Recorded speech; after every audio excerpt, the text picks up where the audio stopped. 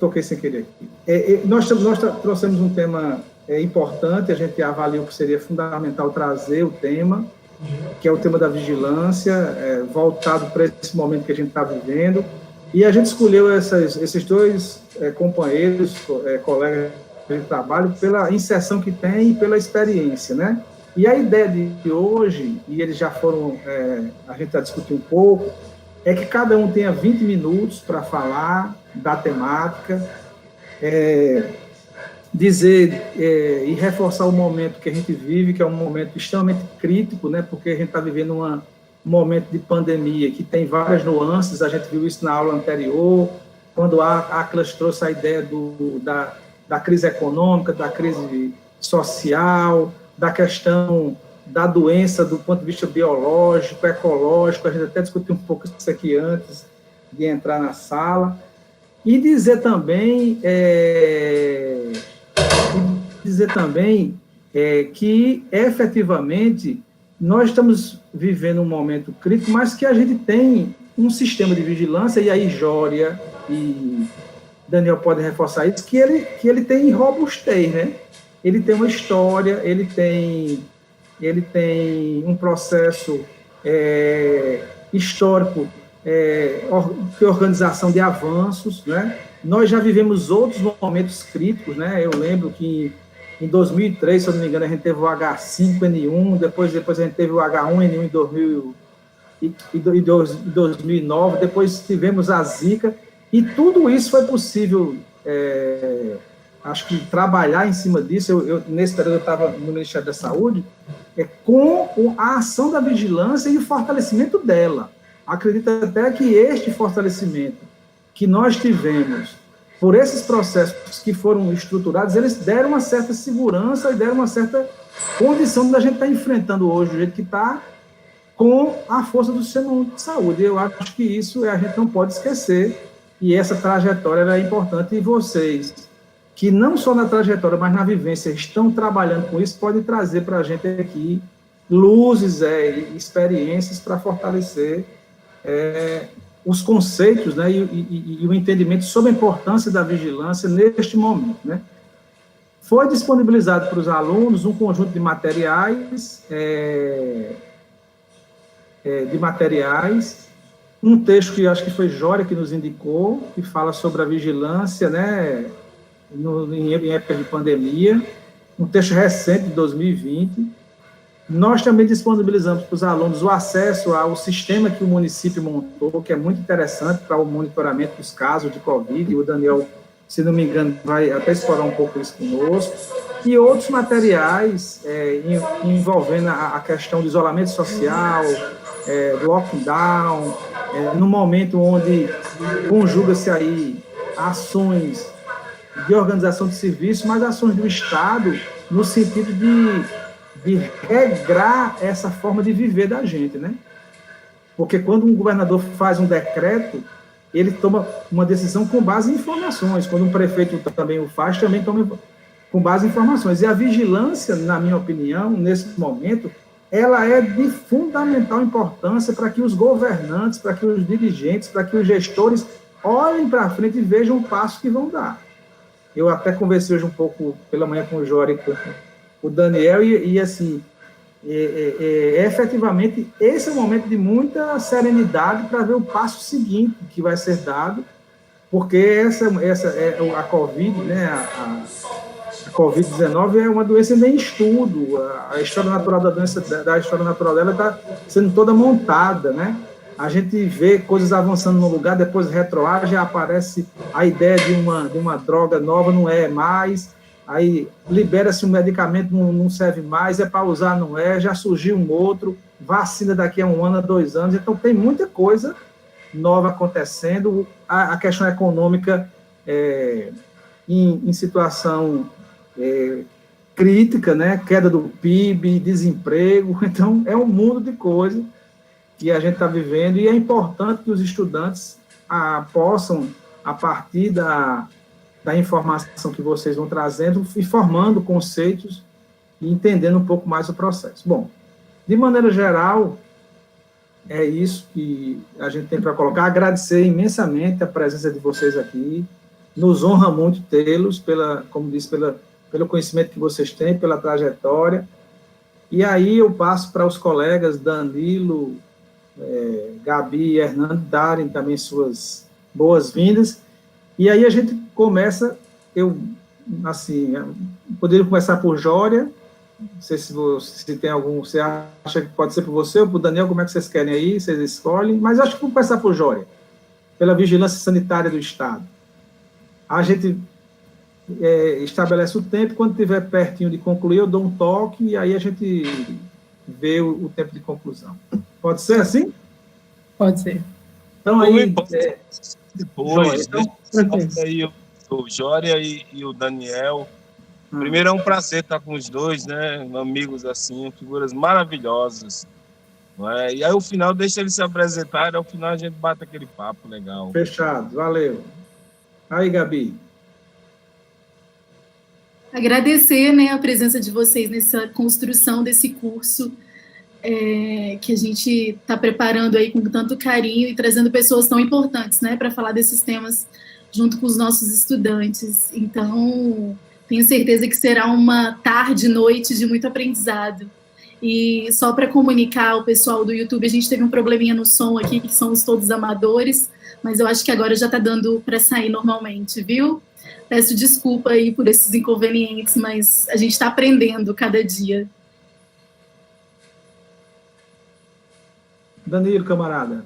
Bom, então, só queria também saudar nossos convidados, bem-vindos, boa tarde, e uma grande satisfação estar nesse curso, e acredito que hoje vai ser uma jornada muito interessante e muito concreta. Bem-vindo. Então, tudo bem. Então, vamos lá. A gente começa por Jória. Quando der os 5 minutos, assim, faltando 5 minutinhos para terminar, eu dou um toque, e aí a gente vê a conclusão. A mesma coisa para o Daniel, tá bom?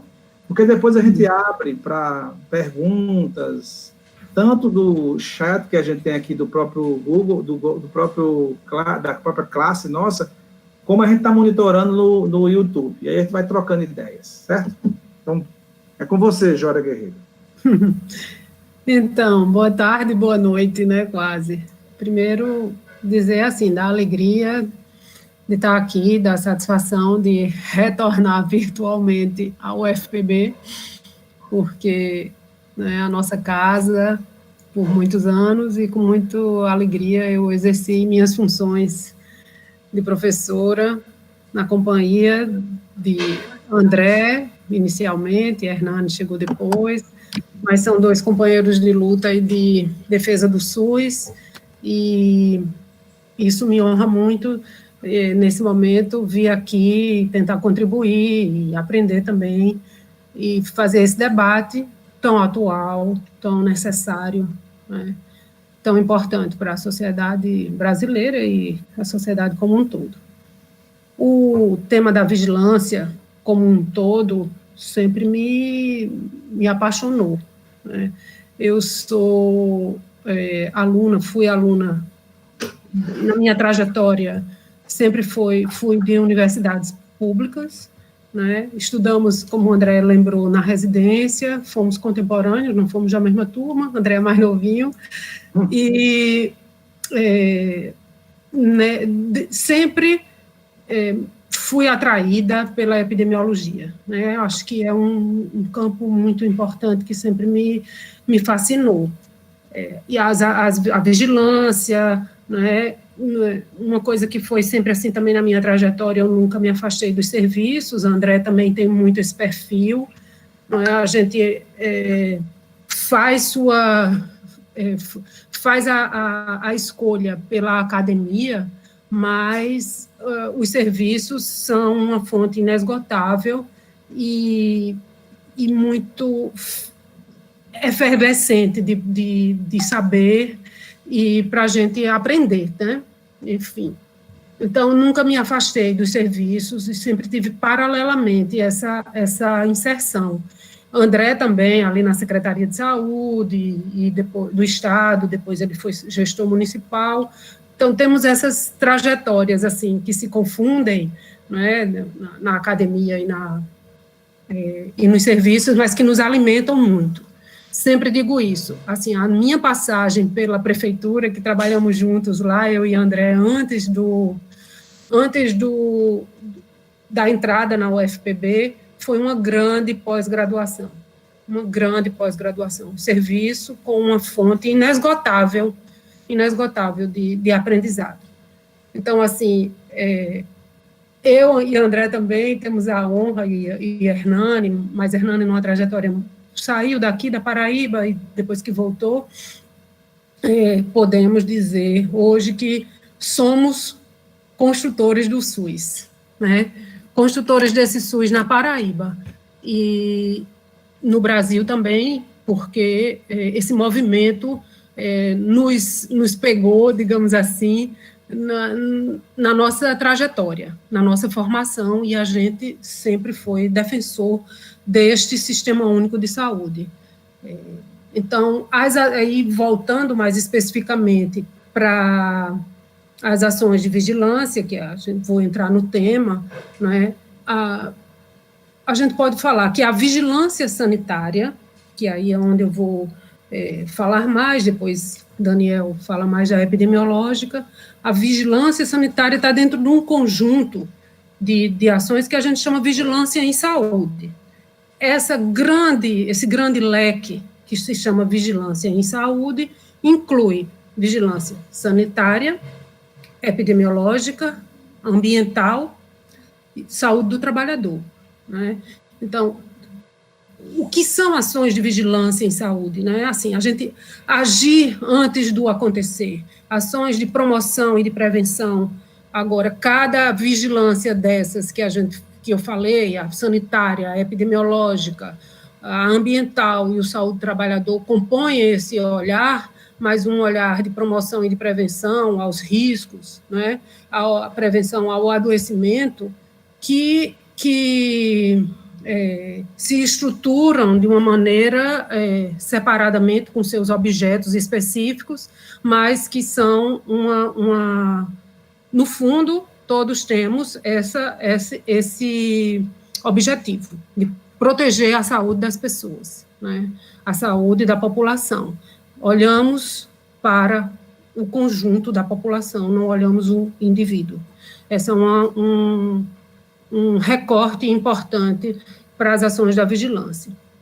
No que se refere à vigilância sanitária especificamente, há uma certa briguinha, né, entre as vigilâncias, mas a vigilância sanitária se arvora de ser a ação mais antiga de vigilância, né, das ações de vigilância, a mais antiga, mas não vou entrar nessa briga. É uma ação historicamente importante e que no Brasil se estrutura mesmo antes do SUS, né, mas assim, somos SUS, isso aí não, todas as vigilâncias, somos SUS todos, e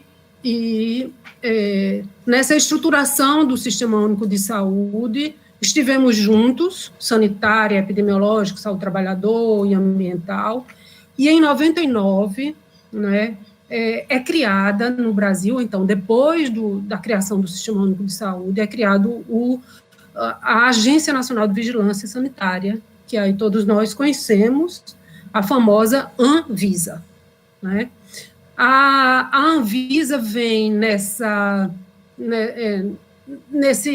reforma do Estado brasileiro, onde são criadas agências reguladoras, né? Foi um passo meio ousado no tempo, porque ninguém falava em agência reguladora dentro da saúde. É uma discussão ainda que não está concluída, porque se foi bom, se foi ruim, há os que defendem, há os que não defendem, e isso a gente pode depois discutir um pouco mais, né? Os que defendem, eu digo, a criação de uma agência de vigilância sanitária. Mas, assim, o que também temos em comum, além da proteção, do agir anterior ao adoecimento, todas as vigilâncias são subfinanciadas, né? Nós temos um subfinanciamento importante, e as nossas ações, aí eu falo como vigilância em saúde como um todo, elas não têm um incentivo ou uma priorização como deveriam ter pelos governos. Aí falo por todos, né? Alguns mais, outros menos, mas a gente costuma brincar e dizer assim, as vigilâncias só aparecem quando elas erram, ou quando elas falham, ou quando elas não atuam. Mas quando a vigilância, digamos assim, faz o seu papel direitinho, protegeu a saúde, não aparece doença, estamos bem. Então, ainda voltando aqui para a vigilância sanitária, as ações de vigilância sanitária são ações exclusivas do Estado. Isso é um ponto importante, porque temos também um desmonte do Estado pelo neoliberalismo, pela retirada, né, do Estado brasileiro de alguns setores, mas esse é um setor que não se pode retirar o Estado. Essa ação de vigilância sanitária, quer seja por agência, quer não seja por agência, mas as ações regulatórias da vigilância sanitária, elas não podem ser desempenhadas pelo setor privado. Brincando, seria colocar a raposa para cuidar das galinhas, né? Como é que eu posso, por exemplo, colocar o setor privado para cuidar da regulação de medicamentos, por exemplo, ou da regulação de colocar novos produtos? Então, tem que ter, sim, a mão, o agente Estado brasileiro, né? Então, é uma ação exclusiva do Estado brasileiro. E eu acho que eu esqueci de falar, não sei se já falaram, mas, assim, o que é o objeto da vigilância sanitária? Daniel depois fala da vigilância epidemiológica, mas o objeto da vigilância sanitária é multi. Então, assim, a vigilância cuida desde alimentos, medicamentos, serviços de saúde, serviços de radiologia, serviços odontológicos, laboratórios, órteses, próteses, saneantes, produtos de higiene, que mais? Controle sanitário de portos, aeroportos, fronteiras, alimentos, medicamentos, acho que já falei, produtos biológicos, aí vem vacinas, hemoderivados, órgãos e tecidos para transplantes, os produtos médicos hospitalares todos, tudo isso. Imaginem cada objeto desse que eu falei, com sua regulamentação, com suas práticas de boas práticas de fabricação, de manipulação, enfim. O campo da vigilância sanitária envolve multissaberes, multiconhecimentos, multidisciplinas que se intercalam, se interpõem e se interconectam nessa ação importante, né? Lembrando ainda que a vigilância sanitária se estrutura enquanto um sistema, como tudo dentro do Sistema Único de Saúde, né? Então, o Sistema Único de Saúde se estrutura com estados, né? O federal, com o Ministério da Saúde, estados e secretarias estaduais, e os municípios com as secretarias municipais, a mesma coisa a vigilância sanitária. Nasce de uma maneira centralizada, verticalizada, como vocês já devem ter discutido em algum momento, como nascem as ações do Ministério da Saúde no Brasil, mas a vigilância também tem esse movimento de descentralização. O que quer dizer isso? O movimento de descentralização na vigilância sanitária é que os estados e municípios passem a dividir funções, tá, a assumir os municípios, mas as funções finalísticas, digamos assim, da vigilância sanitária. Historicamente, como já falei, essas ações foram muito centralizadas no nível federal e nos estados. Os municípios, aos poucos, têm pactuado essas ações. Hoje, todos os municípios brasileiros devem realizar as ações que chamam de vigilância sanitária de baixo risco. Essa é uma grande discussão, mas, assim, trabalhamos com o que é baixo risco e o que é alto risco. Em linhas gerais, baixo risco são aquelas ações que não envolvem procedimentos invasivos ou, né, questões mais complexas do cuidado na saúde. Então, por exemplo, bares e restaurantes, eles são classificados como baixo risco, Portanto, todos os municípios é que cuidam dessa fiscalização e dessa vigilância dos bares e restaurantes. Por exemplo, portos e aeroportos não são vigilância estadual ou municipal, são Anvisa, são do âmbito federal. Então, tem muitas divisões, e eu quero chegar num ponto aí para a gente puxar a história da Covid, né? Por ser muito, por ter vários objetos, né? Por ter essa descentralização ainda se concretizando nas ações de vigilância sanitária dentro do país, nós temos algumas questões que, com a Covid, afloraram, e a gente também, eu já escutei isso de alguns autores, dizendo assim, a Covid trouxe o que de pior nós temos. Então, assim, trouxe o que de pior, não, piorou o que a gente já tem pior, digamos assim, desigualdades, exclusão, né, falta de acesso a alguns serviços, a violência contra a mulher, né, piorou com a Covid.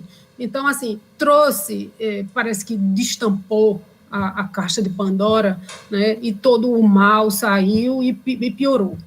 Então, nas ações de vigilância sanitária,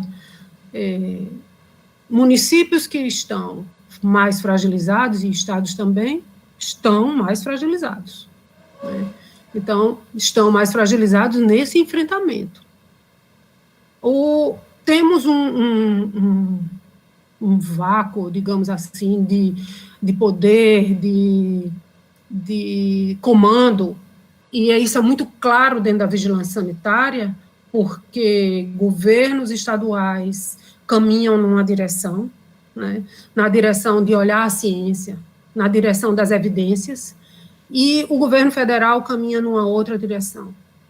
Isso traz uma confusão, um problema para nós que estamos na gestão e que queremos olhar para a ciência e tomar decisões, como o André, né, falou no começo, tomar decisões com base em ciência, né, tomar decisões com base no que se pode resolver, no que se poderia resolver a situação da população. Nesse caso específico da Covid, temos tiros no escuro, logicamente. Estamos aprendendo com o passar da pandemia, da epidemia, quando a gente fala aqui mais localizado, né? Estamos aprendendo porque, como o André disse, a gente não conhece a história natural da doença, a gente não tem o medicamento. Então, você fica numa discussão que não deveria haver sobre determinados medicamentos, né? E as pessoas se preocupando em fazer automedicação sem a menor eficácia, e agora não é mais cloroquina, agora é ivermectina. As vigilâncias sanitárias socorram a Anvisa, e a Anvisa também, e eu quero deixar registrado, temos excelentes profissionais dentro da Anvisa. Parece que existem, assim, duas Anvisas no país, né? A Anvisa dos técnicos, a Anvisa daquelas pessoas que são sérias e que olham para, né, as evidências científicas. E a outra Anvisa, né, que eu nem preciso falar, nós todos estamos assistindo a esse espetáculo de horror, né, que o governo central tem proporcionado, né? No momento em que você tem um presidente que não se dói da dor das pessoas, né, que não parabeniza, que não vê que as pessoas da saúde, as pessoas que estão na linha de frente, as pessoas, os policiais, né, os condutores de ambulância, enfim, todos nós que estamos na linha de frente, ele não olha para essas pessoas, ele não dá uma palavra, quando eu digo ele, a equipe, né, o governo brasileiro. É muito triste isso, né? Então, no caso da vigilância sanitária, voltando, somos demandados para opinar por tudo que nunca fomos convidados ou convocados e agora temos que opinar. Então, temos que opinar sobre sepultamentos, né? Como que vai ser o sepultamento? Então, aí a gente tem que buscar literatura, produzir notas técnicas, né? Se municiar de evidências. Para isso demora um tempinho. Vai permitir ou não vai permitir teste rápido em farmácia? Vai permitir ou não vai permitir túneis de desinfecção? E, por outro lado, temos toda a pressão da indústria, né? A agência reguladora ou as atividades de regulação são para isso, né? Para olhar para o mercado e olhar para o consumo. Mas essa relação de mercado e consumo, mediada pela saúde das pessoas, precisa do olhar sanitário, precisa de dizer assim, esse medicamento tem ou não eficácia? Esse túnel a gente vai usar ou não? As pessoas vão usar que tipo de máscara? Qual é a máscara que então, a vigilância sanitária tem que se municiar disso e dizer para as pessoas, olha, a máscara serve ou a máscara não serve? Ela serve para quê? Quantos metros de distância nós vamos ter que ter um do outro? São inúmeras. Álcool. Essa é uma discussão que os mais, digamos, vividos, eu, André, Hernani, não sei se Daniel lembra dessa, Daniel é mais novinho. Nós, Brasil, retiramos o álcool líquido da venda, não sei se vocês lembram disso. Não se pode vender álcool, não podia vender álcool líquido por conta do risco de incêndio, né, nas casas. Muitas pessoas, inflamável, né, causou incêndio em muitas casas. E por isso que a gente adotou o álcool em gel, uma medida sanitária, uma medida importante. Logicamente que, na vinda da pandemia, álcool em gel, sabemos, tivemos o quê? Bloqueio, o povo escondia, foi preciso, em alguns lugares, requisitar administrativamente, enfim. A indústria do álcool procurou em vários estados e disse assim, nós vamos fazer uma doação. Fizeram uma doação gigante de álcool, 70, álcool líquido, super importante. Só que depois vem as contas para a vigilância sanitária. Não, agora a gente quer vender. Vocês querem vender? Então, a Anvisa formulou uma nota técnica. Na verdade, uma orientação importante para todas as vigilâncias. E que esse álcool poderia ser vendido enquanto durasse a pandemia. Vocês não imaginam, eles não se conformam. Eles não querem que seja só durante a pandemia. Eles querem que a gente autorize por 2 anos. Então, é muita pressão que sofremos do setor produtivo, né? E que já não basta o setor produtivo, ainda a falta de coordenação, né, do próprio governo como um todo. Eu não falo, o Ministério da Saúde, eu acho que aí deixo para Daniel falar da maquiagem dos dados, enfim, da falta, do apagão de dados que nós temos, do apagão de ciência. Eu penso que eu já estou começando a chegar perto do meu fim, mas deixa eu dizer uma coisinha, que mesmo com todos esses enfrentamentos, com todas essas dificuldades... 5 minutos. Que bom. Então, pronto, vai dar para fechar direitinho. Nós temos... É meio clichê, sempre se diz, né, naqueles... que crise é oportunidade. Todo mundo já ouviu isso. Mas eu vejo isso para a própria Agência Estadual de Vigilância. Uma coisa que eu preciso dizer para vocês, a AGVISA fez 18 anos agora em plena crise, no dia 18 de abril, né? E eu acho que ela agora amadureceu no carbureto mesmo. Quem sabe dessa expressão é assim, a banana não está amadurecendo, o povo bota lá no carbureto para ela amadurecer rapidamente e fazer a venda, entendeu? Então, nós, Vigilância AGVISA, chegamos aos 18 anos e tivemos que amadurecer nessa crise toda.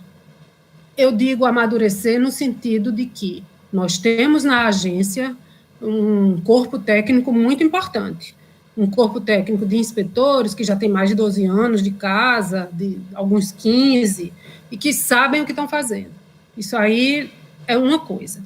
A outra questão é que é como nós somos vistos pela população, né? É isso que eu digo, que a gente conseguiu ressignificar o papel da vigilância sanitária minimamente com essa crise, porque nós estamos na linha de frente, nas barreiras sanitárias, fazendo uma ação que é muito menos punitiva, e isso é uma coisa que também eu acho que a gente pode aprofundar depois. A vigilância sanitária é muito vista pelo seu poder de polícia, não só pelas pessoas, pelos regulados, como a gente chama, que é o mercado, mas também pelos órgãos de controle, pela justiça. Então, assim, a justiça manda, eu vou dizer, justiça, juízes e promotores. Às vezes manda coisas absurdas para que a vigilância... mas vocês não são vigilância sanitária, vocês não têm o poder de polícia, vão lá fazer tal coisa.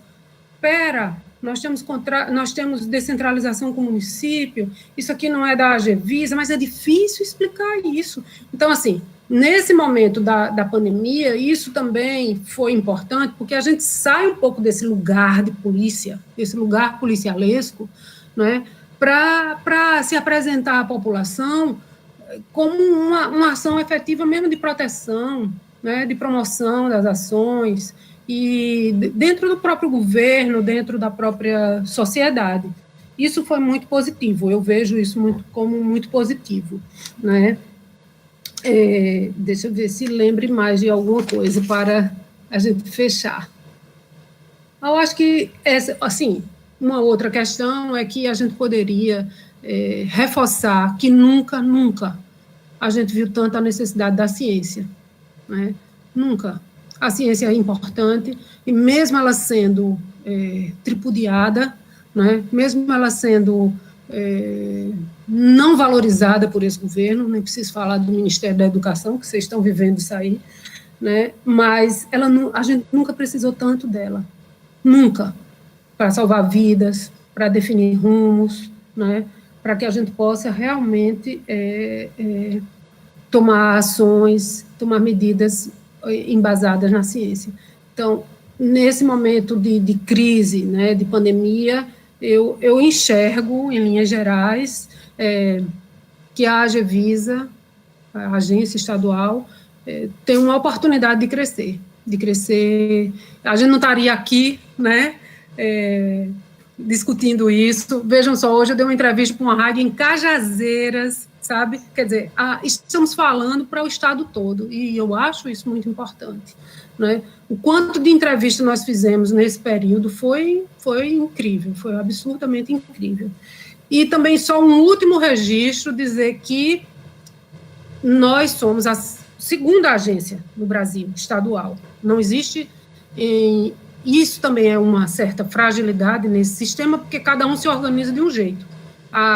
Em Pernambuco você tem uma superintendência, em alguns lugares as agências, a vigilância sanitária faz parte da estrutura da secretaria, e o fato da gente ser agência tem uma certa autonomia de decisão, logicamente que estamos dentro do governo e não podemos tomar algumas, né, decisões, mas, tipo, a AGVISA trabalha com carros novos para dar qualidade ao deslocamento dos seus inspetores. Isso é qualidade de trabalho, né? É respeito ao trabalhador.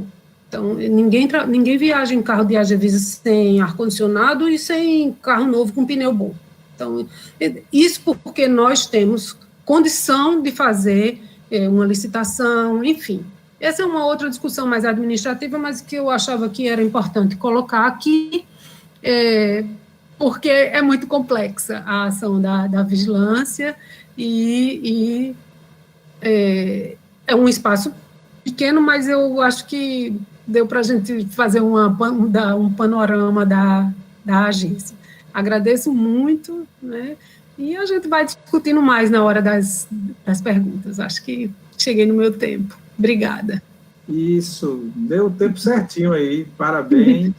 Obrigada. Agradecer a Jória pela exposição. Aqui no YouTube, acho que a gente está com quase 30 pessoas, muitas falas interessantes, muitos colegas nossos aqui escrevendo, mandando parabéns aí. Eu acho que realmente você trouxe, tanto do ponto de vista conceitual, né, como da questão da operação da vigilância, informações muito precisas, né, sobre a importância da vigilância, sem perder de vista o contexto histórico que a gente está vivendo, a importância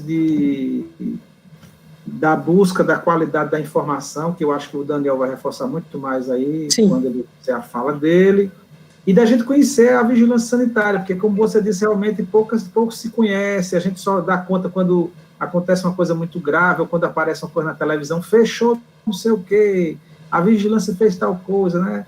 Então, eu acho que isso é fundamental, e conectar, eu acho que com o momento que a gente está vivendo, que você fez isso de forma brilhante, né?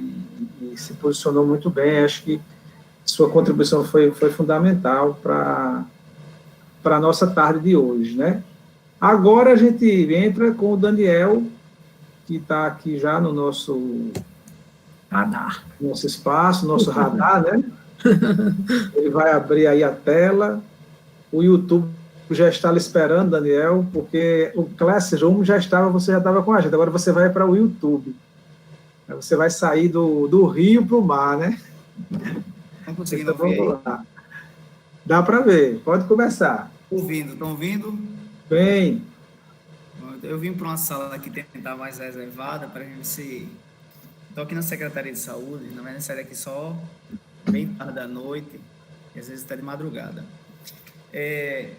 Foi bom, tá aí, eu agradecer o convite de André, sempre eu estou lá com a turma, que André chama, para a gente conversar sobre vigilância na UFPB. Eu vou estar mostrando o material, eu sempre tento levar isso para algum momento, mas a gente traz isso mais focado para a parte do Covid, e por último, para a gente discutir um pouco sobre dados, sobre informação em saúde, mostrar um pouco da plataforma que a gente tem. Eu vou tentar compartilhar uma tela aqui, deixa eu ver, apresentar agora a tela inteira. Não sei se já chegou aí, né? Vamos lá. Chegou alguma imagem para todos? Está chegando. Isso, vigilância epidemiológica da Covid. Isso, está jóia. Certo. Quando estiver perto do mesmo tempo, eu vou aviso para você, tá? Que eu falei para a Jóia, tá? Vamos lá. Tranquilo. Esse material disponível depois em PDF, não tem texto praticamente, é muito mais ilustrativo. Eu reduzi ele, porque a gente serve muitas vezes esse material como treinamento, mas eu fiz uma adaptação. Alguns já devem ter visto algum material que tem nele. Mas a primeira coisa fala assim, da nosso papel quanto vigilância epidemiológica, tenta trabalhar em 4 eixos. Né? Independente se entrar no cenário da Covid ou não, independente de onde é que ele inicia, interessante que na vigilância as coisas são um pouco mais cíclicas, assim, a gente pensa que trabalhamos com 4 eixos, né? Análise de situação de saúde, a integração institucional, a prática de vigilância em saúde, a parte de promoção e prevenção, e são 4 eixos que nós, aqui da vigilância do município, tentamos trabalhar. Quem for trabalhar com algo voltado para a violência interpessoal, a gente tenta trabalhar com esses 4 eixos. Então, a gente começou a construir isso em 2014, a gente tenta se encaixar para cada área técnica trabalhar, e ele não tem um começo. Então, tem pessoas que começam mais com a prática de vigilância em saúde, que é qualificar e promover mudanças de práticas junto profissionais, treinamento, etc. Tem um grupo que trabalha mais com a parte de promoção e prevenção, que eles sempre começam esse ciclo na parte de promoção e prevenção. Por exemplo, João Pessoa Vida Saudável. Em algum momento já viu o grupo João Pessoa Vida Saudável, que são aqueles grupos que fazem atividade física nas praças, né, de João Pessoa. Então, a gente trabalha muito mais com promoção e prevenção. Mas a ideia é que todo mundo, ao longo do ciclo de um ano, consiga encaixar suas atividades nesses 4 eixos, né, para a vigilância. Então, a gente tem análise, institui a prática da análise epidemiológica da situação de saúde, promover a integração institucional, qualificar essas práticas. A integração institucional é a relação nossa da Secretaria com a UFPB, um exemplo, a nossa Secretaria com o IML, a nossa Secretaria de Saúde com outra área técnica, não da Secretaria, mas Secretaria de Tudo para as Mulheres. E a parte de fortalecer a promoção e prevenção, fortalecer as ações de vigilância, com ênfase na promoção e prevenção, é o objetivo final de tudo, né? Seja a vigilância sanitária, vigilância ao trabalhador, vigilância epidemiológica. Mas antes eu queria mostrar uma coisa para entrar nessa parte do Covid. E toda vez eu levo sempre essa apresentação, essa mesma slide. Esse slide especialmente tem 11 anos que eu fiz ele. E nada mais do que atual que ele fica. Já mostrei alguns momentos para aquelas aulas com o André. E desde sempre, eu sempre estou levando ele. Então, em 2000, quem lembra do atentado de 11 de setembro de 2001, a gente achava que ia ter uma guerra biológica, não é uma guerra física. Em 2002, 2013, o New York Times sai essa notícia dizendo que 7 pessoas morreram de uma doença misteriosa, e ninguém sabia do que se tratava naquela época. E aí algumas revistas do mundo trazem essa notícia. Newsweek nos Estados Unidos, Le Monde na França, Time na Inglaterra, falando do SARS. Isso em 2003. Tem aqui, maio de 2003, essa notícia. Todas elas foram na mesma época. A Time também em maio de 2003, no mesmo dia. A Newsweek também no mesmo dia, era capa de revista dessas 3 notícias. E é o que parecia ser muito distante para a gente do Brasil. Uma semana depois, o Brasil apresenta um primeiro caso suspeito do SARS, coronavírus, até então, em 2002, 2013. 2002, 2013. Então, algo que a gente pensava que era muito distante, acabava tentando chegar para a gente. Estava conversando hoje com uma colega de trabalho, ela disse assim, Daniel, eu só me atentei que isso era sério mesmo quando eu vi a OMS colocando como situação de pandemia. Foi que aí eu fiquei em alarme, então, sobre tudo isso. Então, esse é um primeiro slide para a gente entender que essas situações desse mundo globalizado, a gente consegue essa mudança, né? Você pega um voo de Recife, Europa, 8 horas, Fortaleza, Cabo Verde, 5 horas, Recife, Estados Unidos, 8, 10 horas, você já está lá no território, e as pessoas muitas vezes viajam em tese sadias, chegam lá e desenvolvem sinais e sintomas, ou chegam sadias e voltam e desenvolvem sinais e sintomas, como foi o nosso coronavírus. Então, desde aquela época, 2003, 2002, 2003, se discutia sobre a questão do coronavírus, que era nada mais, nada menos também, está dentro do Regulamento Sanitário Internacional, que ele constituía, assim como o Covid, né, até então conhecido como, não era o Covid-19, né, para a gente, era constituído um risco de saúde pública, né? Então, ele constitui um risco de saúde pública, ele tem potencial para uma resposta internacional coordenada, então ele passa a ser uma emergência de saúde pública de interesse internacional. Então, isso é ela. Algumas, para a gente entender melhor isso, algumas emergências de saúde pública de interesse internacional, tem o SARS, 2003 e 2004, H1N1, que é conhecido como a gripe suína, que aí depois teve o advento. Jória falou muito bem essa questão do álcool, né? Pessoas tocando álcool. Eu não sei se as pessoas lembram de 2009, que a gente tinha as pessoas guardando e comprando em excesso Tamiflu para estocar nas residências, e poder ter um episódio de gripe e apesar do medicamento, etc. Depois de um tempo, ele deixou de ser comercializado em farmácias privadas. Então, só o sistema público de saúde fornece.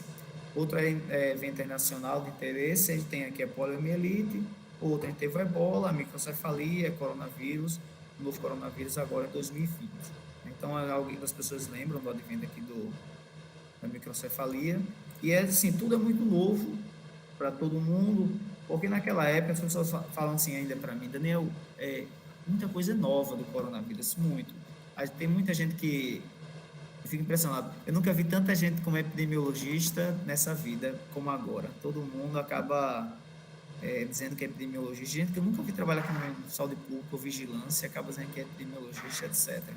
Mas da mesma forma, microcefalia que conhece, o primeiro caso que a gente teve de uma pessoa, não da microcefalia, mas do Zika vírus, foi antes do Carnaval de 2015.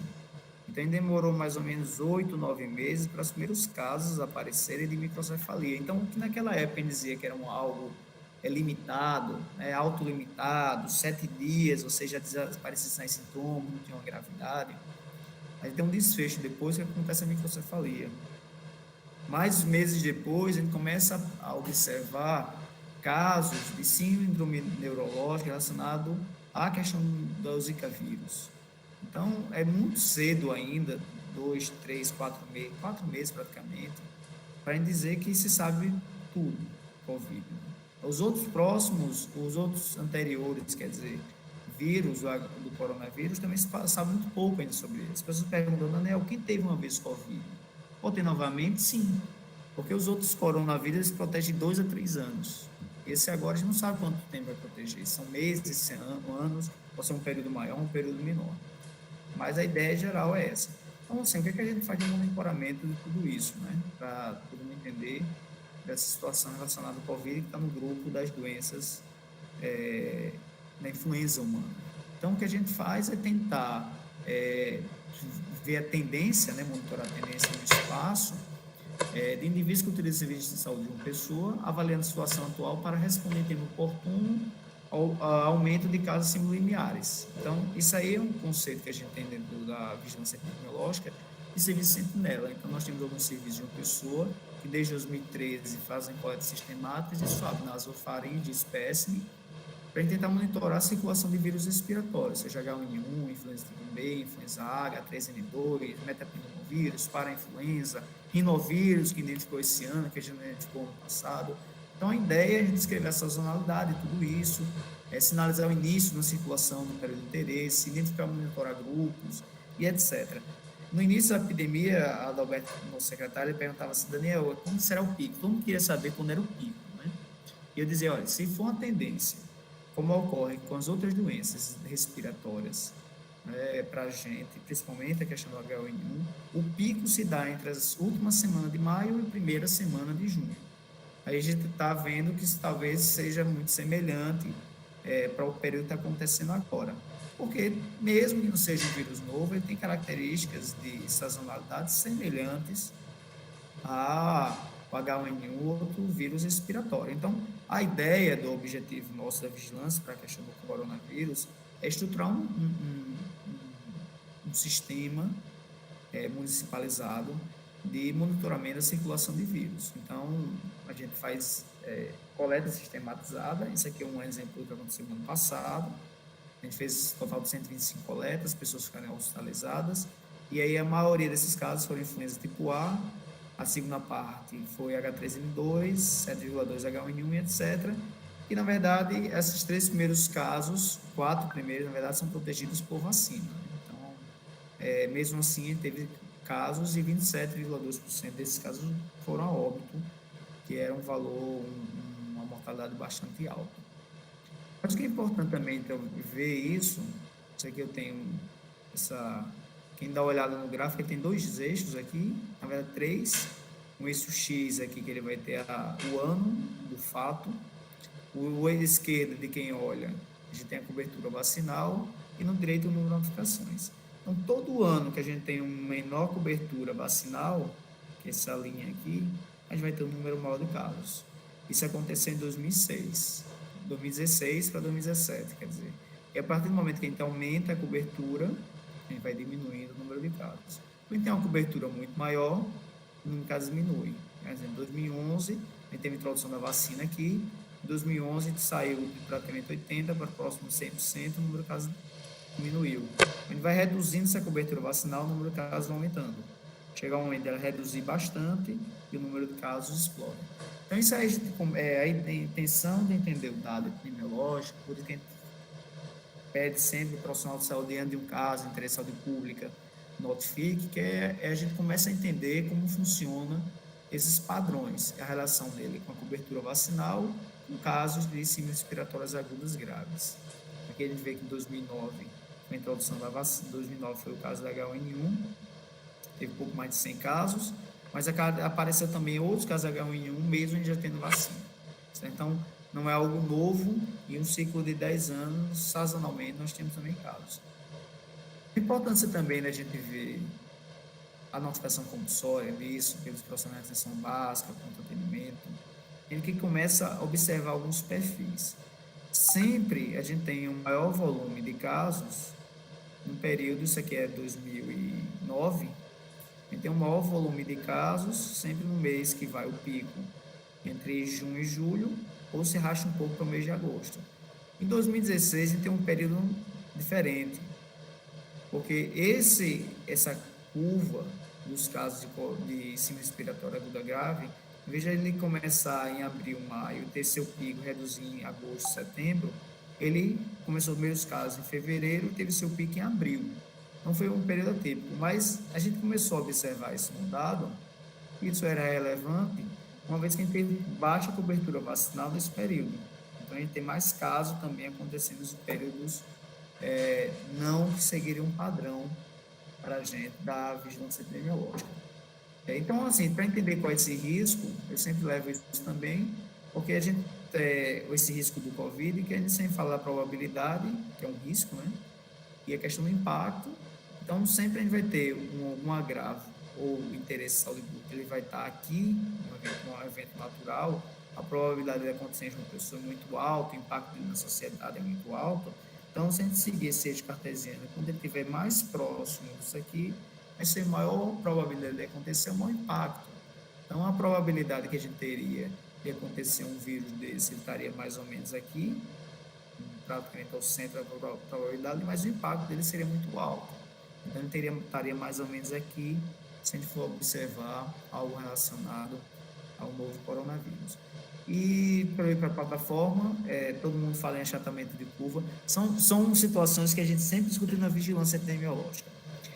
Como reduzir essa curva e prolongá-la, mas eu acho que a Covid trouxe algo para o público, então a população começou a entender mais o que era achatamento da curva, que sempre foi discutido. E outro termo que eu também não aguento mais a turma falar, que é subnotificação, que parece algo novo. Mas subnotificação, desde que existe agravo de interesse de saúde pública, para ser notificado, sempre houve subnotificação. Dengue, a gente tem subnotificação praticamente 60%. 30% não procura o serviço de saúde, outros 30% quando procura, o profissional não notifica. Então, a gente fica com um volume de 30%. Então, para a gente, o que a gente observa na vigilância? Isso aqui é uma distribuição de qualquer agravo, que a gente pode imaginar, vamos colocar o Covid.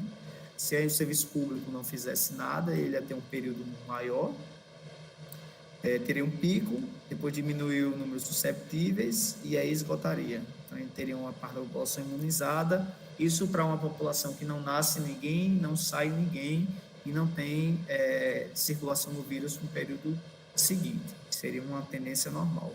Mas o que a gente espera para o serviço de saúde é uma resposta mais coordenada. Então, aqui a gente tem uma notificação pelo profissional de saúde, e essa notificação chega para a vigilância epidemiológica, a vigilância desencadeia uma resposta epidemiológica, clínica, junto com os profissionais em campo. No entanto, o número de casos potencialmente prevenidos para uma propagação de alguma doença acaba associando isso. Então, esse cenário é de uma não resposta, essa é de uma resposta tardia. E o que a gente espera é que a resposta se dê mais ou menos dessa forma. Então, a gente tem uma notificação o quanto antes possível, entender o que é esse agravo, pelo menos como é que ele se distribui, tempo, lugar, espaço. A gente tem uma resposta e o número de susceptíveis que seriam potencialmente preveníveis seria essa parte aqui em azul, que a gente teria um volume menor. Isso aqui a gente faz, talvez, isso aqui a gente faz o achatamento da curva, talvez não prolongue ela em algumas situações, mas está chata no número de casos. A gente tem que imaginar uma linha aqui, mais ou menos, de capacidade de resposta do sistema de saúde, que é mais ou menos isso do que aconteceu e uma perspectiva na China. Isso é um artigo que saiu ainda em fevereiro, falando sobre o Covid, que ele dizia assim, não reduzir a transmissibilidade, não reduzir a mobilidade da população, você vai ter um pico de casos por 1.000 habitantes. E se você conseguir reduzir 50% da transmissibilidade com redução de 50% da mobilidade, você vai achatar isso aqui e jogar lá para frente. Os estudos dizem que se conseguisse achatar bem tudo isso, conseguiria reduzir a intensidade do número de casos e prolongava isso para depois de julho de 2021. No entanto, a gente não viu isso e muitas vezes essas curvas em algumas cidades estão mais íngremes, outras estão um pouco mais achatadas e menos achatadas. Eu vou mostrar aqui, para ir finalizando, mostrar a plataforma nossa. Não sei se está na tela, chegou aí?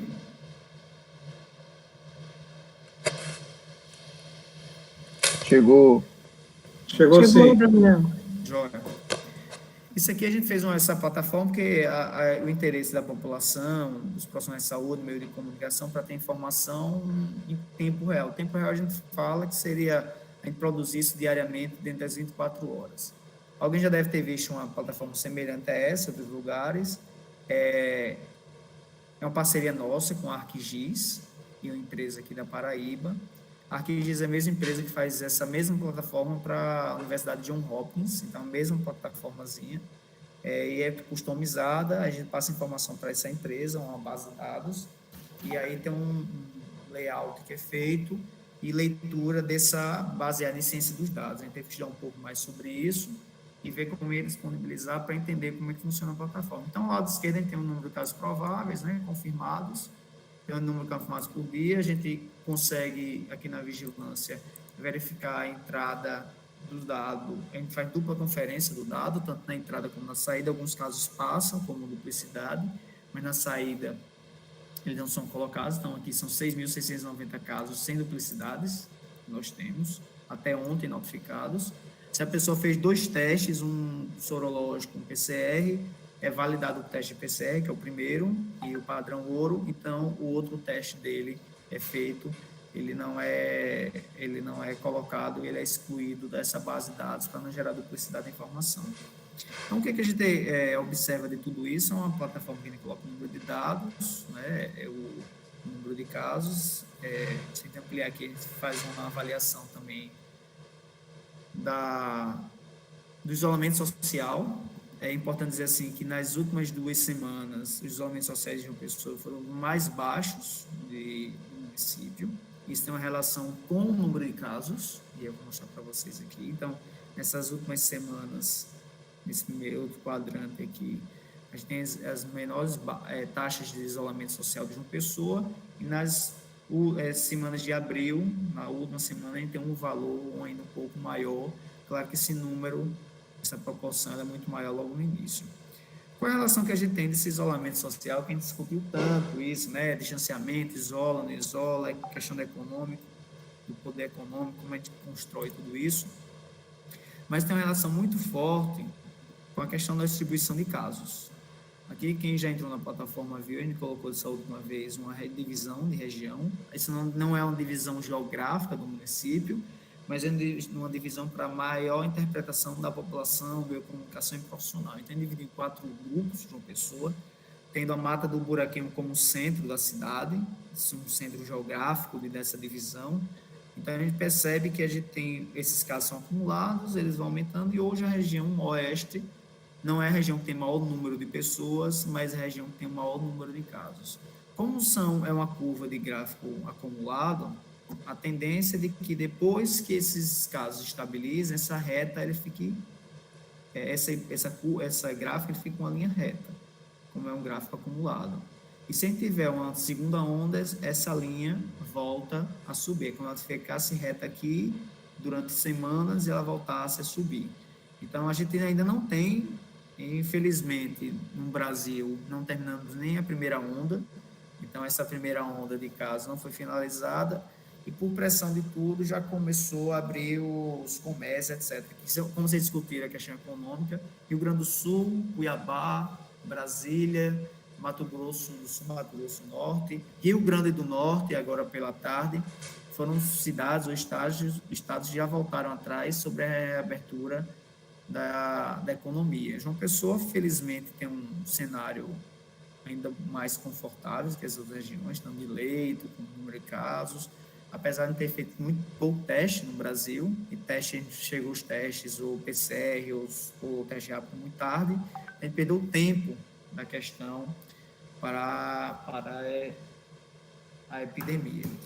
Mas o que acontece dessa parte de isolamento social, depois Tom pode olhar, mas eu queria me deter mais a isso, é de que a partir do momento que ela cai, a gente tem um gráfico aqui, são os mesmos dados, este e este dado, essa informação, são os mesmos dados com informações diferentes, né? São os mesmos número de casos no final. O que é interessante para a vigilância epidemiológica, a gente gosta de trabalhar com dado logaritmo, é quem observar aqui o início, porque num dado por dia não consegue observar, está muito próximo isso daqui, mas aqui a gente tem um número de casos após, um dia decorridos após a primeira confirmação do caso de João Pessoa. Então, a gente vai observar que o primeiro caso que a gente teve aqui notificado, ele foi um caso de uma pessoa residente no litoral. Então, ele tem 5 grupos de João Pessoa. São aquela pessoa que viajou para fora do país e ficou doente. O segundo grupo é aquela pessoa que conhece alguém que viajou para fora do país e também ficou doente. Um terceiro grupo é alguém que viajou para Rio de Janeiro e São Paulo, ali em fevereiro, início de fevereiro. O quarto grupo são aquelas pessoas que conhecem alguém, têm contato familiar com alguém que voltou do Rio de Janeiro e São Paulo. E um quinto é toda a população da Paraíba, é quando tem a transmissão comunitária.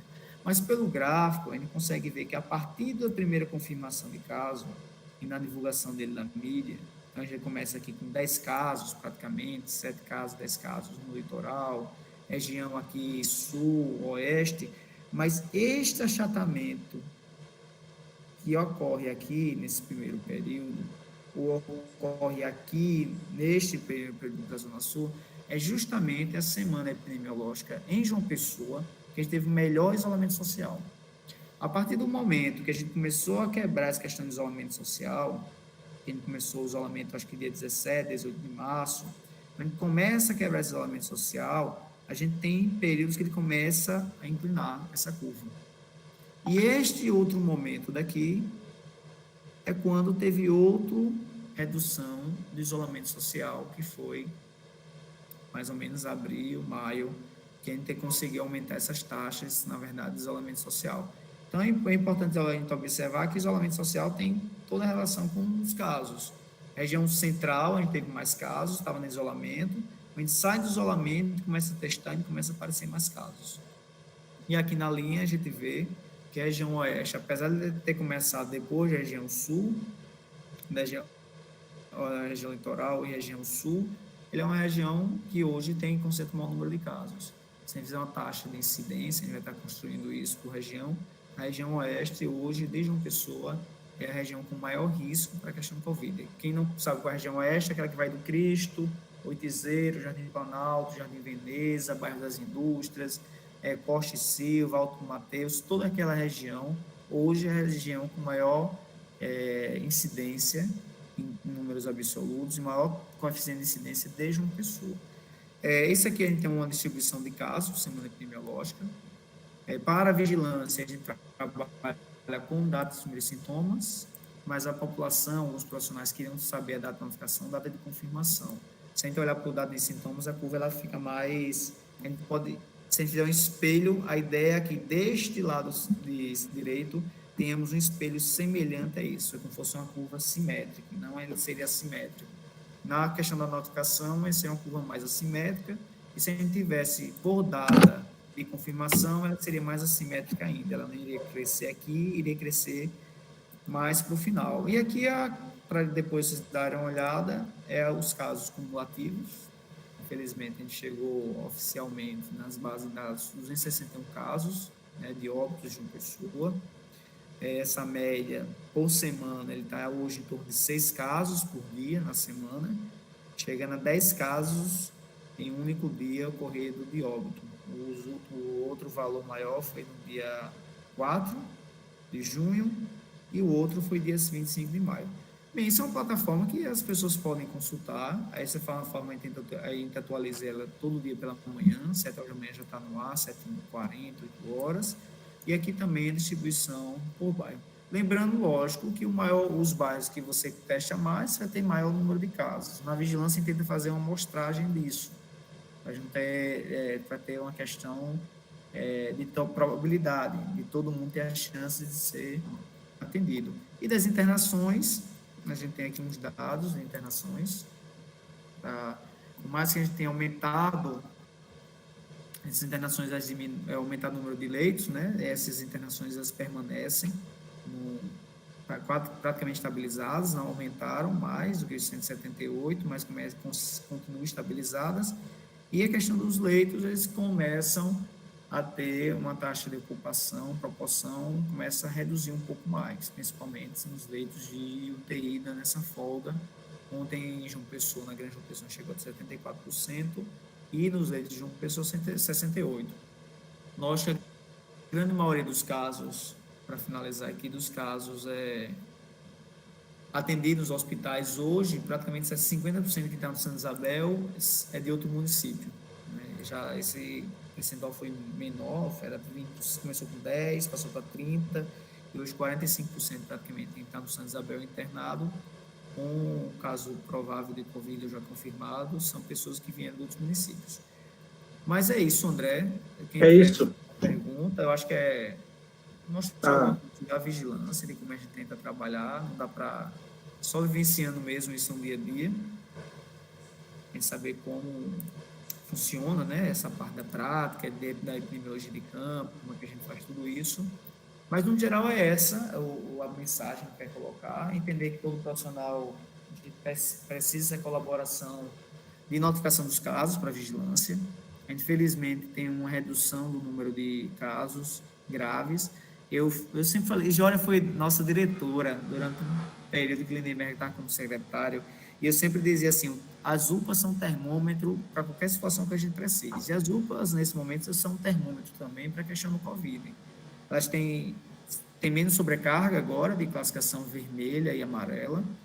Então, isso é um reflexo nos casos graves para a gente monitorar do Covid. Então, são 4 UPAs monitorando, todas elas não estão cheias para a questão do Covid, a sala vermelha ou a sala amarela hoje.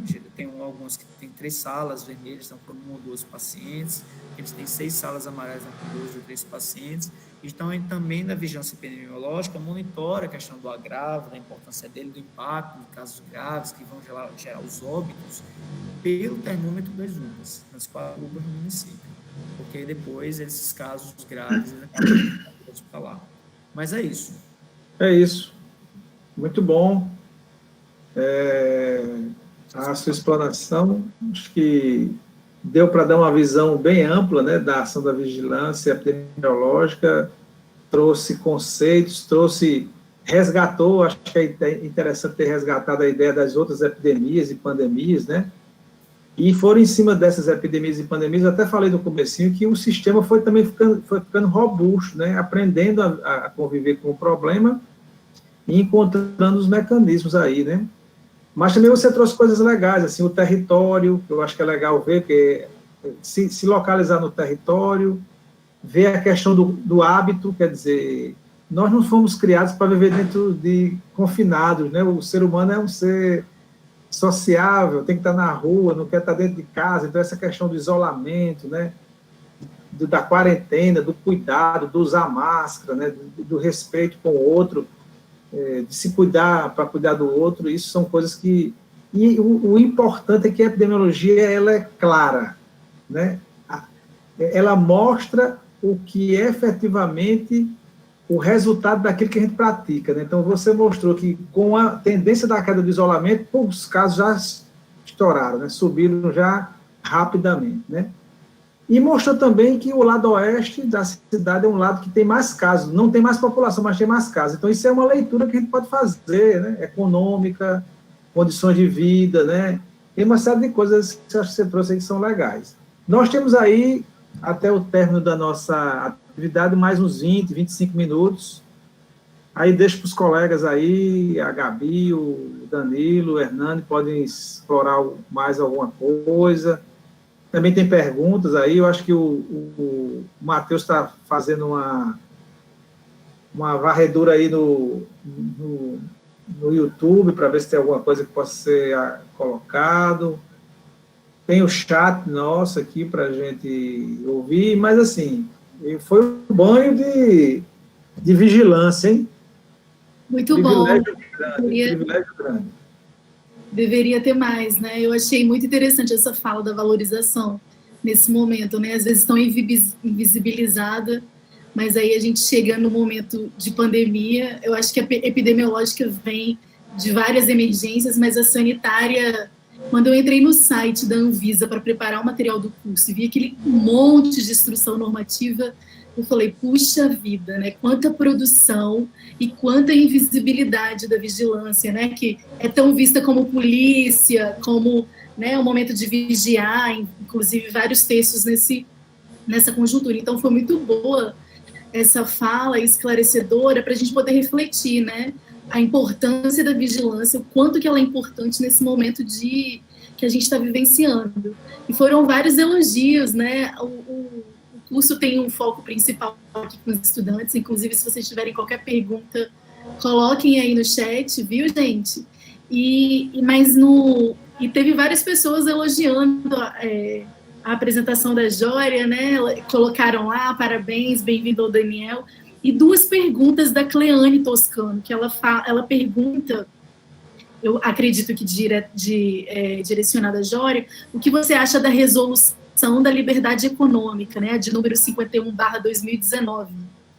E ela pergunta também, sei que a Anvisa tem atuação global, mas considerando o número de técnicos, isso acontece de verdade, né, uma avaliação desse número de pessoas que têm trabalhado hoje na Anvisa. E aí eu passo a palavra para vocês e quem quiser ir mais perguntando, fique à vontade.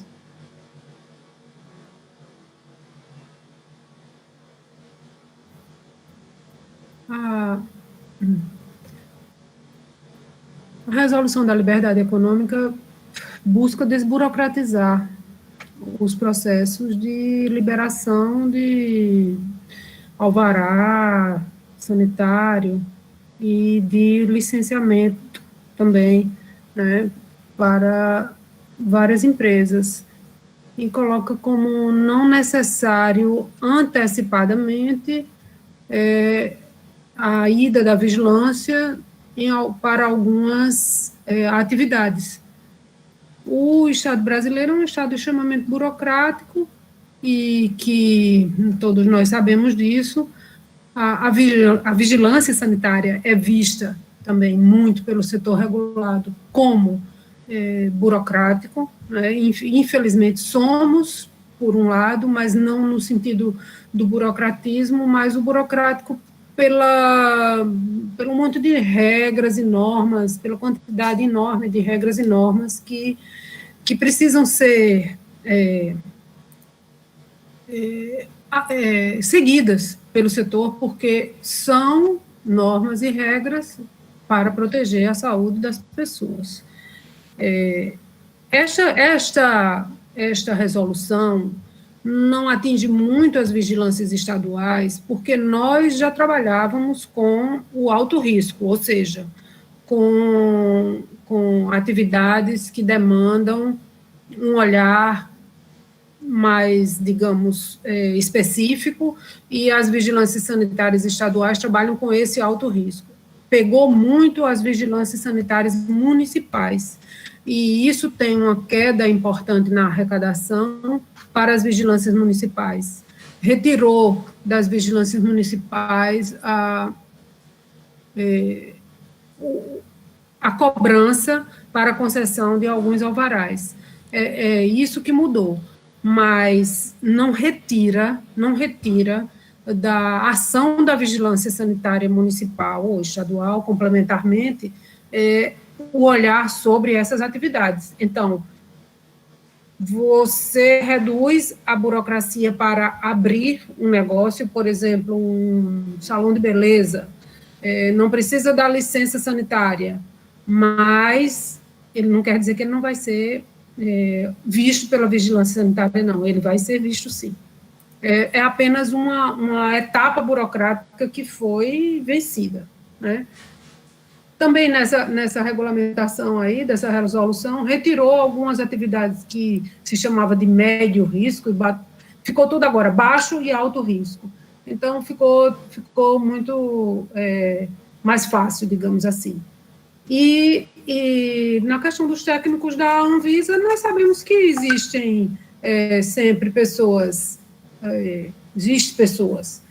que são concursadas e que são técnicas e que são parte de um órgão, né? Isso é importante, e elas acumulam saberes, acumulam experiência, e existem as pessoas que vêm, por exemplo, como um diretor-geral de uma agência importante, como a Anvisa, e vai sem máscara para manifestações do lado do presidente. Então, que exemplo era sobre isso que eu estava falando, assim, que exemplo que se está dando para a população, né, quando o próprio presidente da Anvisa não usa máscara, né? Quando a gente está dizendo assim, as pessoas que usem.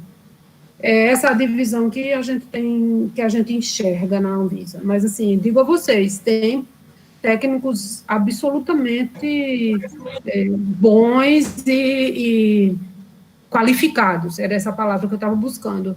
Toda semana, por exemplo, a Anvisa, na segunda-feira de tarde, o setor de hospitais reúne conosco, as vigilâncias sanitárias estaduais, reúne virtualmente. Técnicos altamente qualificados, preocupados com segurança do paciente, com os hospitais de campanha, com a questão dos laboratórios, né, e a notificação, e as boas práticas dentro dos laboratórios. Então, tem sim uma divisão nesse sentido, né, do quadro técnico muito bom e dos que vêm e ocupam cargos e não têm a altitude, digamos assim, a altura para estar ali. Era isso. Eu vou fazer algumas perguntas que estão aqui no chat. A Carla Cintia, ela perguntou se estamos chegando ao caos. Eu acredito que em relação à Covid. Carla, Freire, se quiser... Freire, faz o seguinte, se tiver mais de uma, tu podia fazer um bloco para ver se, né, para não ficar de uma em uma, não sei se tem mais de uma. Ok, então Carla perguntou se estamos chegando ao caos. Maria Eduarda Araújo. Segundo os estudos da vigilância epidemiológica, há alguma previsão para retorno das atividades escolares acadêmicas presenciais? E a Nádia, ela perguntou, dúvidas para a sessão de perguntas. Tenho familiares que se admitem como esclarecidos em relação a notícias falsas e possuem nível superior de educação, não na área da saúde, mas estão fazendo uso de ivermectina, sem ao menos apresentar sintomas, com a desculpa de que, se não surtir efeito sobre o SARS-CoV-2, pelo menos estão matando um eventual verme. Como orientá-los? Essa administração, mesmo que feita de acordo com a posologia, pode causar algum dano? Aí, Daniel, entra nessa. Eu acho que ela tem razão, né, sobre ivermectina. Mas se virou alguma coisa. Eu vou falar sobre o... A pessoa perguntou aí se estamos chegando ao caos. Tem um que perguntou aí. Assim, o Consórcio Nordeste, liderado por Nicoleles, fizeram um estudo de que o pico de tudo isso, ele estenderia-se até agosto, com previsão de reduzir em agosto. Como eu falei, a gente não terminou eu não gosto dessa palavra onda, mas é o que popularizou falar dessa forma e no jargão, né, para a população entender, já terminou a primeira onda e já assim conseguiu, por N outros motivos, fortalecer. Talvez outros países conseguiram suspender essa onda, como a China. E quem está acompanhando as notícias internacionais tem visto que agora começaram a aparecer os outros casos de uma nova onda. A China, sim, tem uma nova onda. Nós ainda não terminamos a primeira onda. Isso é importante todo mundo já ter clareza sobre isso. Uma onda, ela finaliza quando você vai ter, pelo menos durante algumas semanas epidemiológicas, não aparecimento de novos casos, ou casos graves que gerem óbito. Então, a gente, infelizmente, não finalizou esse período. Ainda temos casos, claro que os casos vêm reduzindo, no casos graves, mas a previsão nossa era que até a segunda semana de junho, a gente estava falando em abril, a gente começa a reduzir de forma mais abrupta os casos. E Fortaleza, Salvador já tem um estudo dizendo que em setembro, outubro, tem um novo pico de casos não maior do que esse. Então, assim, infelizmente, a gente vai ter que vivenciar. As pessoas perguntam para mim, eu falo assim, ninguém vai se queixar, o sertanejo se queixa muitas vezes da seca, ou a gente se queixa muitas vezes no litoral porque chove demais. Mas, infelizmente, a gente vai ter que conviver com isso. A gente queria que tivesse mais sol no litoral e tivesse mais no interior, mas não é uma vontade nossa. A gente vai ter que conviver com cenários como esse, mudar nossas práticas de higiene, tudo isso, durante o tempo.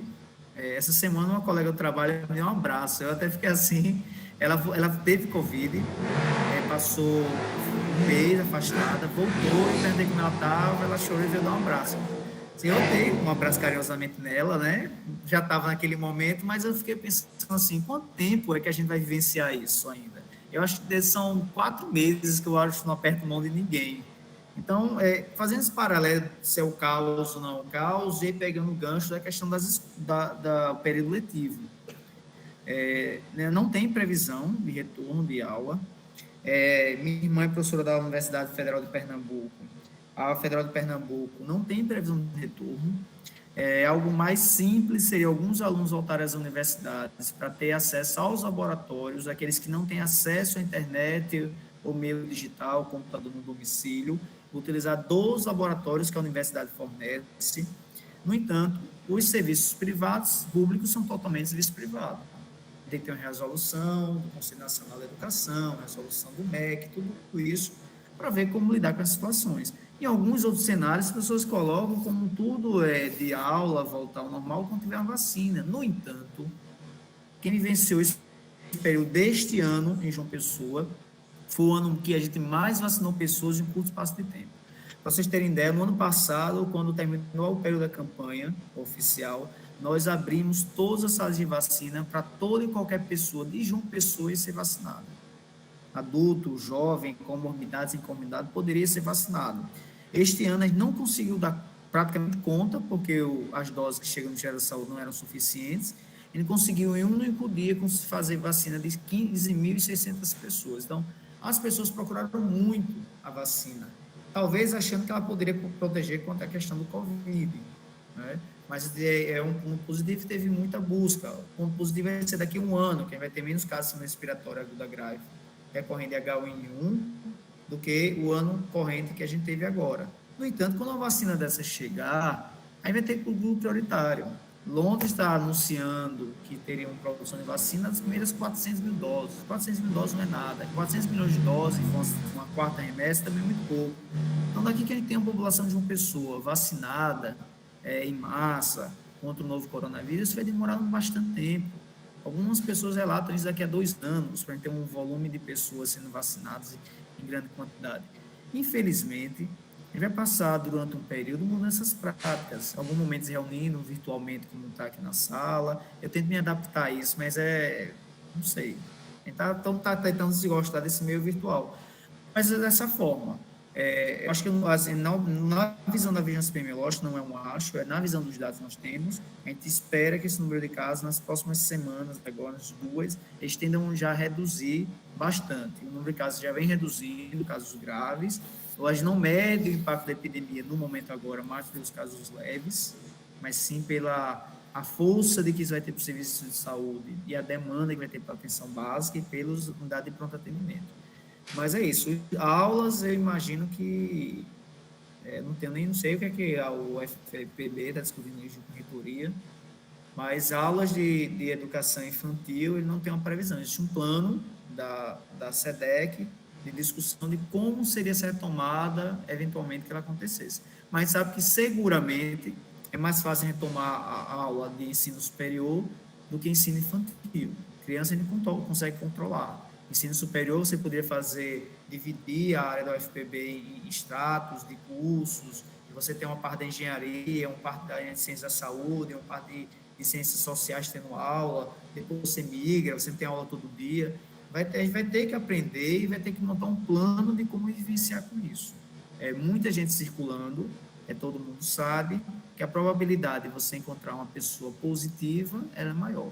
Tem estudo que diz que ivermectina é positivo, cloroquina é negativo, cloroquina é positivo, que isolamento social não tem impacto nenhum, mas pelos dados da nossa vigilância epidemiológica, a gente vê que o impacto do distanciamento social nas 2 primeiras semanas de março fez com que a gente arrastasse mais esses casos, que o gráfico mostra isso. A gente nem sabia, a gente sabia empiricamente que isso podia acontecer, a gente sabia que empiricamente os casos começaram na região sul, no litoral de João Pessoa, mas quando a gente jogou esses dados, sem fazer maquiagem alguma de dados, jogou o dado, o gráfico mostrou para a gente algo que a gente já sabia que poderia acontecer.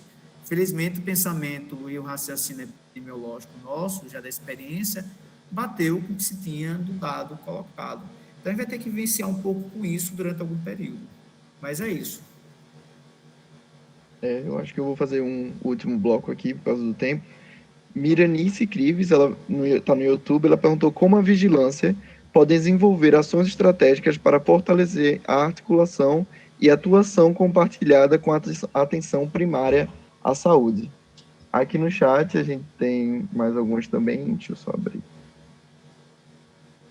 A vigilância epidemiológica repassa orientações para a realização dos testes rápidos na unidade de saúde da família, com requisitos específicos para os testes, como a evidência da febre, pois soube de casos onde pessoas não são testadas por não apresentarem febre, mas outros sintomas, e não foi realizado o teste. De Martina Cavalcante. Certo. E a última pergunta aqui do chat: segundo os dados epidemiológicos, há alguma previsão para chegarmos ao pico dos casos da Covid-19 em João Pessoa? Eu acho que esse último a gente acabou falando um pouco, né? Eu acho que o pico a gente passou desse primeiro, não vou falar onda, mas esse primeiro momento, deste momento atual, a gente já tinha passado. A gente espera que não retome, né? Que não retorne esses casos, como está acontecendo no Rio Grande do Sul, como está acontecendo no Rio Grande do Norte, como está acontecendo no Cuiabá, que teve um aumento de 400%. Eu acho que o Mato Grosso do Sul, 600%, e Mato Grosso, 400% no número de casos em apenas uma semana epidemiológica. Eu vou pegar o que Martina perguntou sobre os testes. Martina, é o seguinte: nós temos uma nota, Felipe Proença está aqui com a gente, na secretaria, dando apoio, na verdade, está enquanto professor da UFPB, dando apoio com a gente.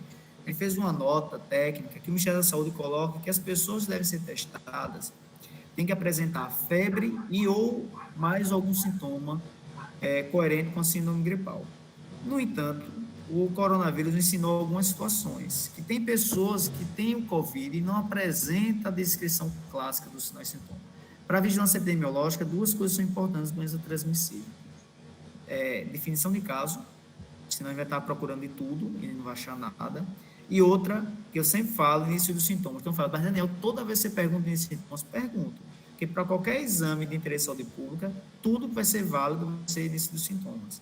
Então, a orientação que a gente passou para as unidades foram: as pessoas, em tese, devem apresentar sintomas de síndrome gripal, colocado como definição de caso, suspeito ou caso provável para o coronavírus.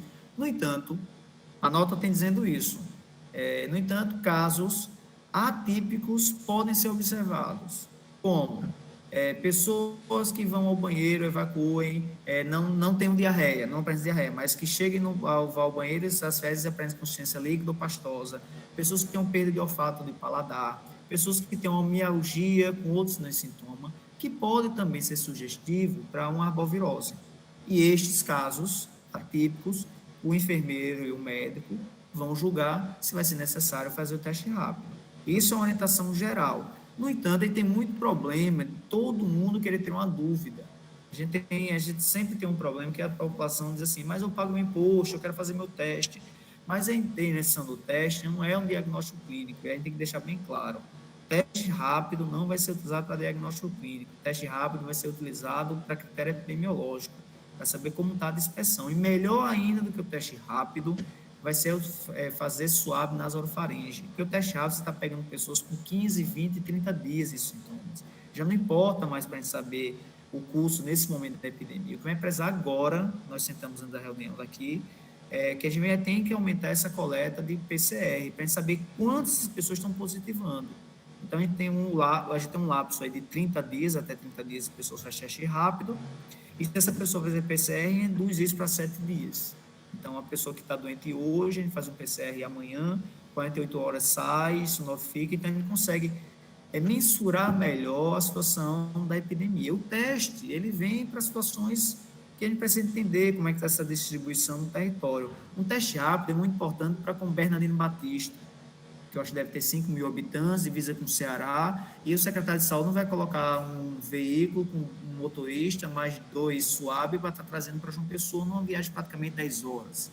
Então, esses testes rápidos são muito bons também para cidades menores, cidades que você tem uma distância. No entanto, os testes rápidos só são válidos em populações que você tem muito caso com PCR positivo. Você nunca fez PCR naquela população, fazer teste rápido, você não tem como mensurar a questão da epidemia, porque pode também só dar falso negativo, também pode ter muito falso positivo. Mas são situações que a gente pode depois discutir outro momento, é uma pessoa mais da área para discutir a parte da biologia e do estudo sorológico para a equipe. Mas é isso. Jória, você quer falar um pouquinho da vigilância e atenção básica aí? Para a gente fechar? Quer que ele repita a pergunta? Isso. Não, eu sei, vigilância com atenção básica. Vocês sabem que eu já tive um momento gestora no município pequeno aqui.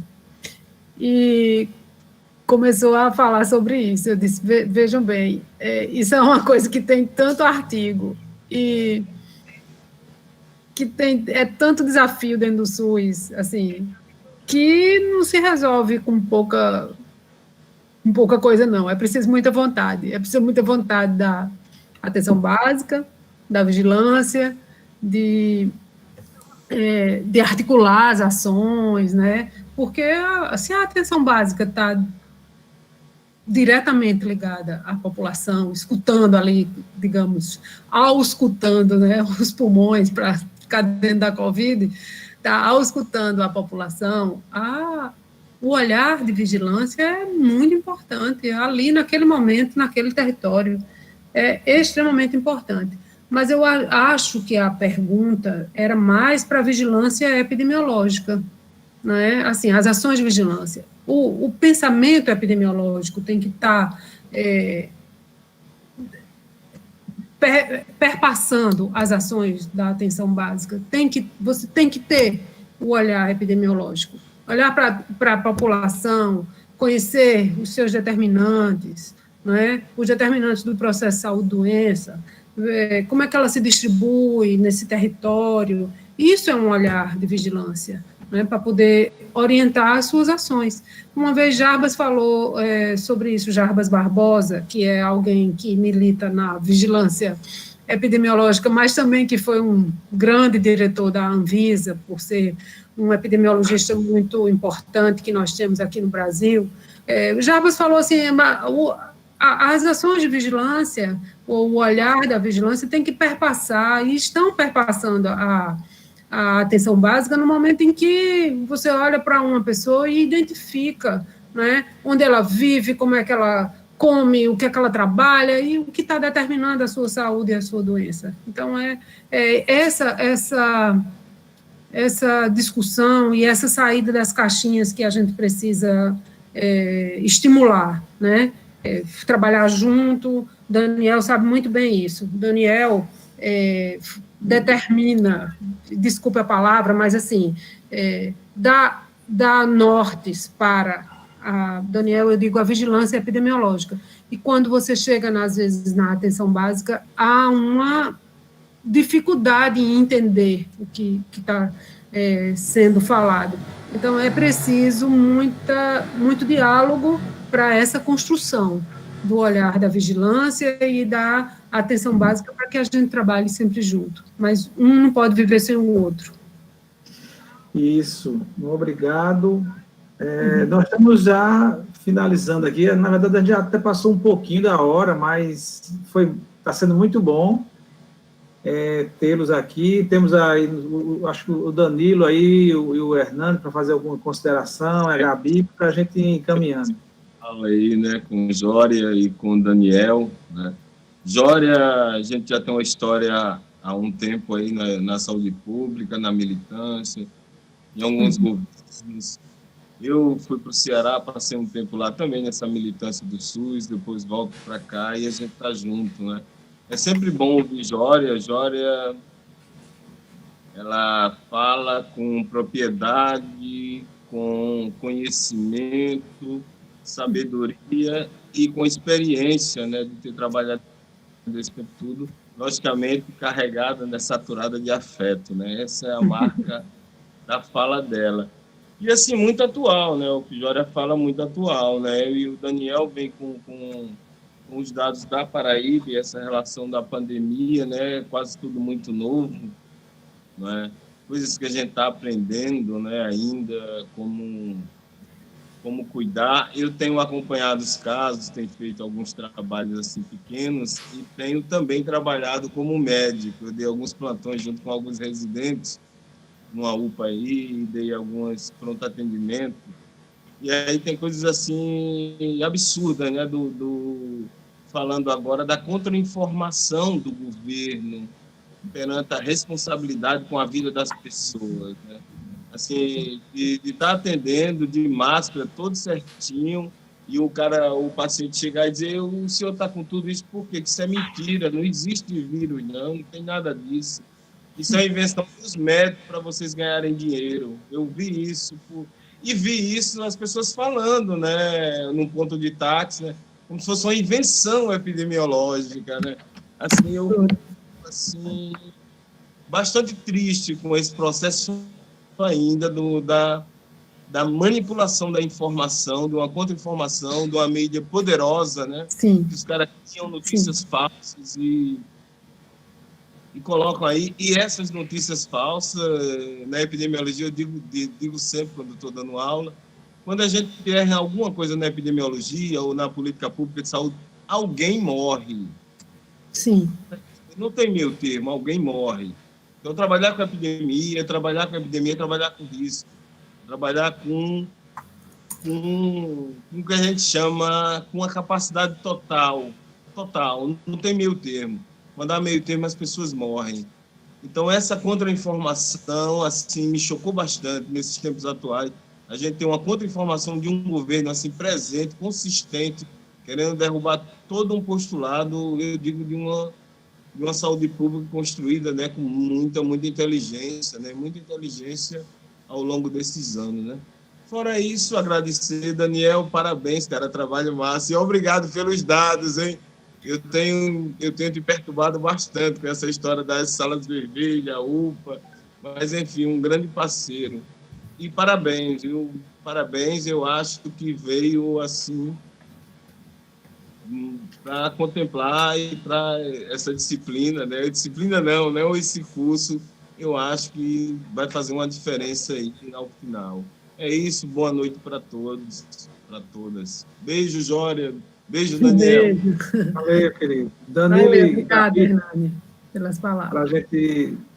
Danilo e Gabi, as considerações aí para a gente concluindo. Está fechado seu microfone, camarada. Foi ouvido? Não, deixa o Danilo um pouquinho falar, depois vocês se despedem. Só um minutinho.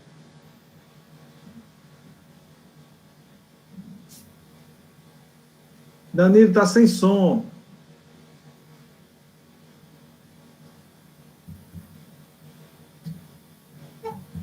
Teu microfone está sem som.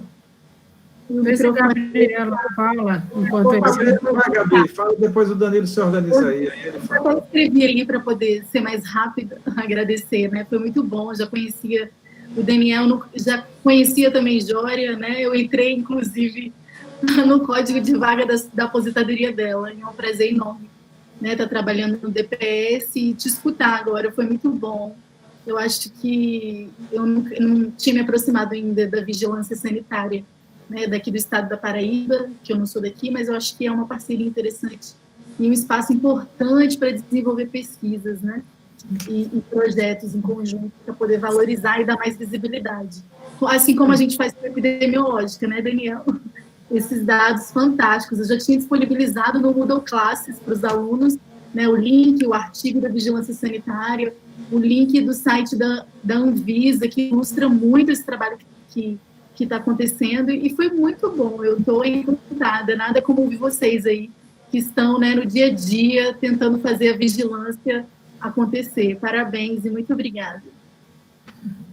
E Danilo, veja agora aí você. Não está saindo uma parada e com... não está. Sugiro ver. Escreva, Danilo, no chat. E aí a gente... Escreve no chat, camarada. E não está saindo, infelizmente. É uma pena, mas é isso. Guerreiro, Jória. Jória, Daniel, aí as considerações, as despedidas, agradecer a vocês, fantástica tarde, noite, muito bom. Fale aí, por favor. Daniel, vou falar antes, que ladies first.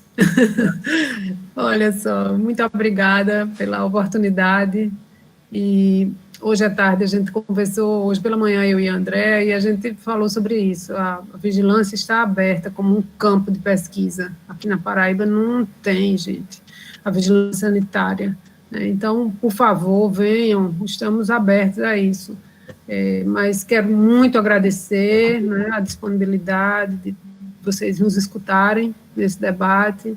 Obrigada, Hernani, Danilo, Gabriela, André. E, assim, Daniel, fantástico lhe escutar. E você está entre os grandes epidemiologistas, viu? Que orgulho, que bacana. Adorei. Parabéns, sua apresentação muito boa. E a sua vivência, né, nesse momento tão difícil. Se a gente está sendo demandado, imagina a epidemiológica. Então, foi um momento muito rico. Queria também só fazer um registro da importância do que Hernani lembrou sobre as fake news. Eu esqueci realmente de falar sobre isso no momento que falei. Extremamente desagregador, desconstrutor da nossa ação, absurdo o que a gente tem em relação a fake news. Foi muito bem lembrado, Hernani. Então, a gente se completa mesmo, né? Todos nós. Obrigada pela oportunidade. Um beijo, até a próxima. E aí, Daniel, com você agora. Bem, eu queria agradecer, teve muita gente aí na sala, né? Eu acho que...